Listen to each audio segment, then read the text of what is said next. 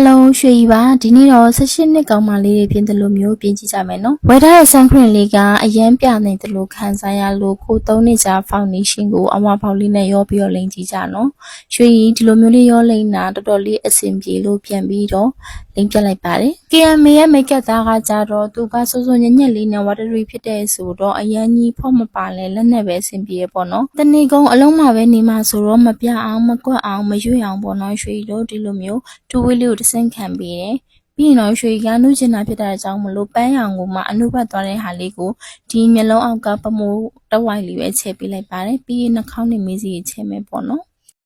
မျက်လုံးကိုလည်းအပြည့်ချဲ့ပေးခြင်းကဒီမျက်လုံးလေးကအေးအေးလေးနဲ့မိုးမှုဖောင်းဖောင်းကောင်းမလေးပုံစံလေးရတယ်ပေါ့နော်XQC ကတော့အရင်ကြီးထင်းအောင်မဆွဲတော့ဘူးเนาะအရင်ပြင်ထားတဲ့ပုံစံကြီးမပေါက်ချင်တာဆိုတော့လေပြီးရင်အသားရောင်တစ်နည်းလေးလေးနဲ့ဟာမျိုးကိုပဲ highlight သဘောမျိုးလေးမျက်အိပ်ဖောင်းသွားတယ်ဒီမျက်လုံးလေးကြီးတဲ့အောင်လေးဖြစ်အောင်ထည့်တယ်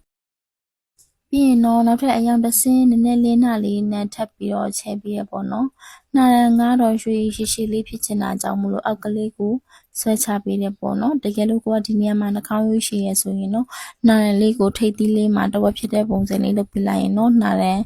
နည်းလေးကြီးကောင်းသွားပြီပေါ့နော်ရွှေရတော့ရှိရလေးကြိုက်လို့ပါနှာခေါင်းတူပီစားဆိုတော့အရန်ကြီးထည့်အောင်မဆွဲတော့ဘူးပြီးရင်တော့ရွှေဒီ highlight လေးလိုက်ပြီးတော့ထည့်ပါတယ်ရွှေနောက်လည်းမလိမ့်တတ်တဲ့လူလေးတွေအတွက်ဗီဒီယိုလေးတွေရိုက်သွားပေးမှဖြစ်ပါတယ်ဒါပေမဲ့ဗီဒီယိုလေးတွေကြည့်တယ်အဆင်မပြေသေးဘူးမလိမ့်တတ်သေးဘူးတင်တန်းလေးတက်ချင်နေဆိုရင်လည်းရွှေတင်တန်းလေးမှာဆိုရင်အခြေခံကနေစပြီးတော့တင်စားပေးတာဖြစ်တာကြောင့်မလို့ကိုကြိုက်တဲ့ make up look လေးကိုရွေးချယ်ပြီးတော့တင်ယူလို့ရပါတယ်နော်ကိုကပွက်တက်လွတ်ထီလိမ့်တက်ချင်နေဆိုရင်လည်းပွက်တက်လွတ်ရောတင်ပေးတယ်ပေါ့နော်စုစုပေါင်းတင်ပေးမဲ့ look ကလို့နှမျိုးပေါ့နော်ဒီစားတွေရောလက်တွေရောစာအုပ်လေးရောပြီးမှပေါ့နော်ကဲဒါဆိုတော့ရွှေကြီးမြတောင်တူတက်လို့ပြီးပြီပေါ့နော်ပြီးရင်တော့ရွှေကြီးဒီအနံ့မွေးအောင်လို့မင်းသမီးထုတ်တဲ့ရေမွေးလေးပေါ့နော်သူဆိုရင်စီချိုးတဲ့အားလေးကိုဖြန့်လိုက်ပါတယ်